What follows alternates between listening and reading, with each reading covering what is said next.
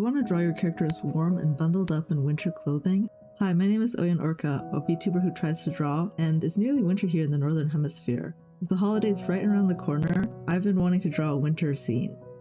So for today, let's try to draw winter clothing, and I'll also share an easy tip to make your character look more like they're in a wintry and cold scene. I'll be using Speedpaint for this tutorial. I'll also link any assets I use from the asset store in the description down below. Before drawing a full illustration, I usually first try to have a character design planned out. I usually like to have either references pre-prepared or have a quick sketch of the clothing before getting into a big illustration.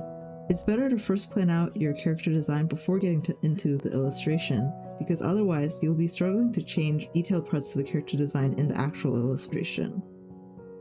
Alright, so now that I'm finished sketching, we have a rough base for planning out the rest of the character design. When planning winter clothing, we need to keep in mind layering. When wearing winter clothes, not many people just wear a thick jacket and go straight outside. There's usually layers involved. Usually people start by layering on a shirt, then maybe a sweater or a turtleneck, and then finally a more thick jacket. There could be more or less involved depending on how cold it is outside, but for now let's start by first drawing a light turtleneck sweater as our base of the character. Because our turtleneck is acting as our base layer, it should be a little bit thinner and hug the body a little bit more. Now that we finished our turtleneck, I'll go to another layer and color in any gaps that I made in the lines, and then use the refer to other layers function in the fill bucket in Speedpaint. This way it'll detect the line art layer without me needing to do anything extra other than fill in the gaps I had. So now that I have the base of a turtleneck, it still doesn't give a wintry feeling like I really want it to. To change that, you can use pattern brushes from the Clip Studio Assets store to add a layer of depth and interest to your drawings. Here I'm using the hand-painted Nordic pattern brushes from 27PT on the Asset Store. It's also linked down below in the description. With a single stroke, I can easily add a nice texture and pattern to the turtleneck. This really gives off a feeling of wintry vibes now. I'll adjust the colors a little bit and move on to the next layer. Let's say it's really cold outside and just a single turtleneck probably won't be enough to shield you from the cold weather. Let's add another layer. How about a thick knit sweater? A quick tip: to make your clothing look more oversized, think of where the shoulder seams are. Better fitting clothing tends to have seams closer to where the shoulder actually is, because it's more form-fitting, while looser clothing are more baggy and the shoulder seam ends up being further down the line.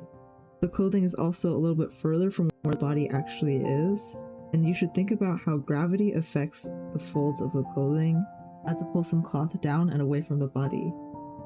So for the example character design, the turtleneck is more tight fitting to the body because it's the bottom layer, whereas the sweater is more of a middle or top layer, so it's looser, and it wouldn't be uncomfortable to wear with things over it.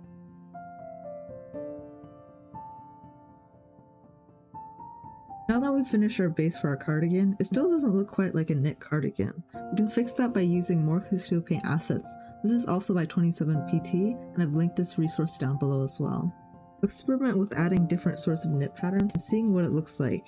When drawing cardigan sleeves or collars, any sort of thick material, it's good to think about what shape that fabric is making. For example, over here, the clothes would bend closer to where the collar is, and maybe flap out a little bit more further away from the collar. Just adding a little bit of curvature to your lines when drawing these collars and sleeves helps add a little bit more dimension. I'll be using a mix of hand-drawn textures and also textures from the brush. Sometimes if a brush that you download from Speedpaint assets doesn't particularly fit your style, for example, this brush seems more painterly and rendered, while my style right now is more sketchy, you can just draw over it by separating what you did on a brush to another layer, lowering the opacity, and then drawing over it. Drawing over it, it doesn't have to be exact, just generally doing these Y-shaped patterns will give the effect of something being a knit texture. You can also add a little bit more to the sides to give it a more braided look. A lot of times when drawing these details, it just matters what it looks like from a distance and not what it looks like up close. So while these Y shapes probably don't make a lot of sense individually, put in the context of being on a sweater, with the other textures as visual hints, people will probably get the message that this is something like a knit sweater. I'll try out different colors for what I think the cardigan should be, and then move on to more layering. Now that we've figured out the base for the body, let's think about the pants and the shoes next. Obviously, you wouldn't want to go out in the winter without pants and shoes. In the winter, if it gets really cold, people will typically layer on multiple layers of pants, including an undergarment pants and then a thicker layer of pants on the outside. Depending on how cold the environment is, you could go with something thinner, like just a pair of jeans, or you could go for something thicker. For this, I'll go for slightly thicker pants, maybe meant for snowier weather. Going off the base, I'm imagining that there's some sort of layering underneath it, and giving some space between where the body and the leg actually is to where the pants are. Also, when wearing thicker pants, there tends to be more bundling of the cloth fabric, especially around the joints, so in this case the knee area. I'll also add a couple of pockets here just to give a little bit of shape and dimension to the pants.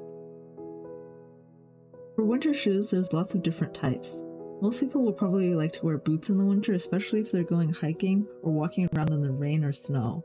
There's lots of different types of boots as well. Things like Uggs, or leather boots with padding inside, or just some hiking boots.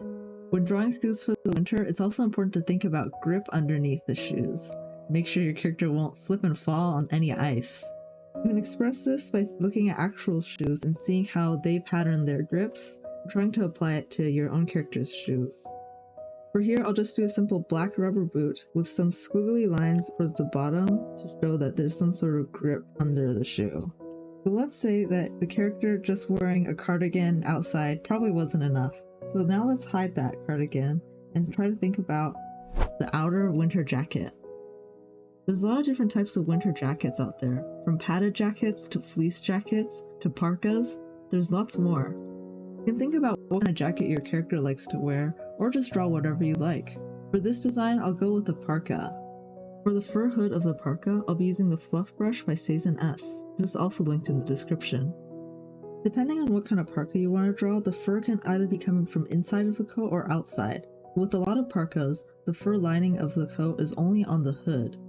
In this case, if we wanted to express that the fur lining is only on the hood, you would draw the inner sides of the jacket first as well as the insides of the hood before drawing the fur on the outside. The way it expresses that the fur lining is only on the outside of the hood and not on the inside. Alternatively, if this was fur lined on the inside, then you could draw the fur coming from the inside of the coat as well. If that was the case, that would look something like this. Using the brush, we can express that there's texture of fur both inside the hood, inside the jacket, and outside of the jacket. Or you could simplify it even further. If this is a really thick padding of fur inside the jacket, then you could just draw something like this. For this drawing though, I'll be going back to the first example, where the fur is only on the outside. Now let's quickly sketch a parka jacket. Parkas are typically thicker, so you should also pay attention to the thickness of the jacket based on the inside of the clothing. So in this case, the turtleneck would be the base, and because the parka is about however this much is thick, then it should be that distance around from the body. Also, with thicker clothing, clothes folds are less visible compared to thinner clothing. Early with the cardigan, more folds are visible, but here with the parka, because it's such a thick padded jacket, there's probably going to be less clothes folds. However, if you want to express that this was a really thin and light jacket, then you could do that by adding more clothes folds and have it be more form-fitting. So now with the extra clothing fold lines, this jacket looks a little bit thinner than it was earlier here. Now let's color our parka jacket. Okay, so now I've finished coloring the whole design, and I feel like this is not very cohesive design, so I'll be going back and adjusting colors as needed. Thankfully, I'm doing this in a sketching phase and not in drawing the actual illustration. This is why it's important for me personally to draw and design characters on a separate canvas outside of the illustration that I'm drawing. Going back and forth between the cardigan, I've decided actually I don't want it in there after all. However, I do want to adjust the turtleneck colors a little bit further.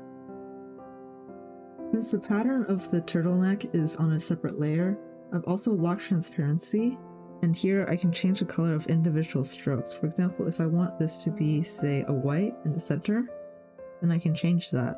Or if I want the dots to be, for example, a dark gray, I can change that as well. For the pants, I actually think maybe super thick pants aren't actually that needed.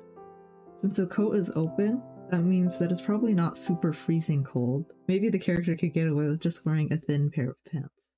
I will, however, add a little bit of another layer underneath the turtleneck just to give an illusion that there's a lot of layering going on. Alright, so finally, let's see if we want to add any accessories to the character. For example, gloves and scarves. When drawing scarves, it's important to think about how the scarf is wrapping around the character's neck. There's lots of ways to wear scarves. For example, the scarf could be kind of dangling on the back. The scarf could also be kind of tied in the front. Or it could be kind of tied in the back and then dangling back out front as well. So there's a lot of ways to fold scarves, and this is definitely not just it, but maybe a few ideas to get you started. For this drawing, I'll have the scarf folded more towards the front, like in the middle example here. When drawing scarves, it's important to think about how scarves are really just a long rectangular piece of fabric. When this folds a certain way, certain parts will stick out. Scarves are not this magical looping entity with things sticking out of the sides. Even if you wanted to draw a scarf like this, it's important to think about how the scarf is actually wrapping around something like this. In this scenario where it's folded from the front, the scarf is actually layering on itself multiple times. Where it looks something like this, but more tightened around the neck, and maybe a little bit fluffier too. Just something to think about. You could also try just ripping a piece of a napkin and try to fold it in different ways yourselves to help visualize how a scarf works. Finally, let's think about if we want to add gloves. A quick tip to make your gloves look more like they're actually gloves is just adding a seam line towards the edges of where the fingers are. You can adjust them as needed, and not all gloves have to have the seam line. Mostly either cloth or leather gloves, but some cloth gloves, such as knit gloves, would not have the seam line and would just have a knit texture instead, which you can express using the Y method that I discussed earlier. Just drawing a few Y shapes like that and it looks like knit gloves. Or you could go back and change this to more looking like leather gloves by adding the seam line at the side and then changing the color to black or something. Also add lines here to indicate more seams, and some gloves even have like a fold on the top as well. Other gloves might even have straps here, so it's all about adding detail where you want it. And with that, I think we're pretty much done with the character design of the clothes, so let's move on to the actual illustration.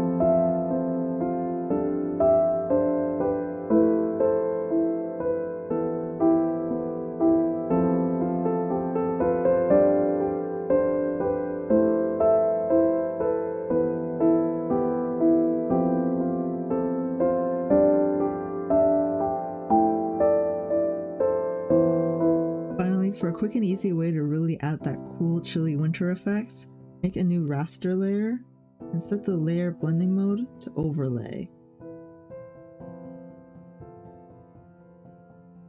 Here I'm going to add a dark blue tone to set the mood, and then in the center where I want more of the viewer attention to be, I'm going to use a lighter blue to give a really cool tone.